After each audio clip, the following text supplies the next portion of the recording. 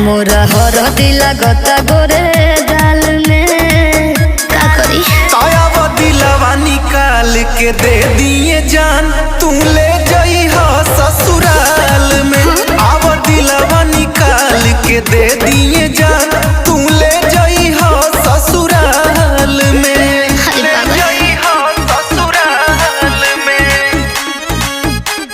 Music Zed Rakesh. ले जाई हो ससुराल में। मेहंदी के रंग तनिको फीका पड़ जाई खुनवे से जान तू लीहा सजाई। सुनो ऐसे बोलो न काटनियन बोली